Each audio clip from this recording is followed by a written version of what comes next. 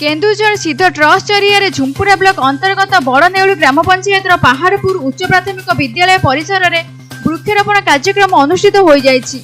गछ दिले लाभ कौन सचेतनता वार्ता दे सिद्ध ट्रस्ट ग्रामांचल पहाड़िया जमी वृक्षरोपण कर ना करिछि। आज स्कूल प्रधान शिक्षक कृष्णचंद्र महांत, सहकारी शिक्षक नृसिंह प्रसाद पात्र, परिचालना कमिटी सभाध्यक्ष प्रदीप कुमार नायक एवं अवसरप्राप्त शिक्षक भक्तबंधु महांत, सदस्य रमेश चंद्र महांत, रंबुर्धन नायक, पंचरत्न नायक, पूर्वतन छात्री रुद्राणी नायक, हेना मंजरी नायक, सुप्रिया नायक वृक्षरोपण कार्यक्रम अंशग्रहण कर सिद्ध ट्रस्ट सभापति अमेय कुमार महांत, संपादक प्रसूत कुमार महांत वृक्षरोपण कार्यक्रम को परिचालना करथिले।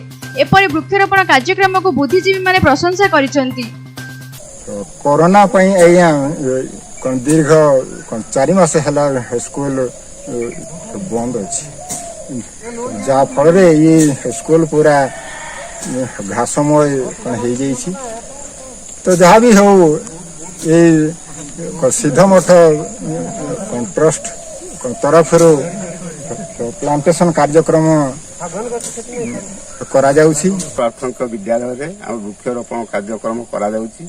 ये वृक्षरोपण कार्यक्रम द्वारा आम जो विभिन्न प्रकार से ग्लोबल वार्मिंग ता सहित आमर से परिवेश सुरक्षा, मरुडी, बन्या, बात्या आउ ए कोरोना रु मध्य आम रक्षा पाई वृक्षरोपण आवश्यकता अधिक रही सिद्ध ट्रस्ट जरिया स्वेच्छासेवी मान को नहीं एवं आउ केतक पुरातन छात्र छात्री मान को नहीं एठार वृक्षरोपण कार्यक्रम आरंभ करा जायछि।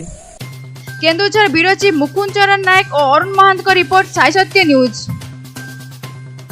सत्यर परिभाषा न्यायर स्वर उन्नत ओडिशार उन्मुक्त द्वार।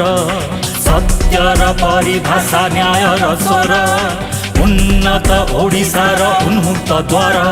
ए उन्नतिर स्वर, ए उन्नतिर स्वर, ए उन्नतिर स्वर। साई सत्य न्यूज, साई सत्य न्यूज, साई सत्य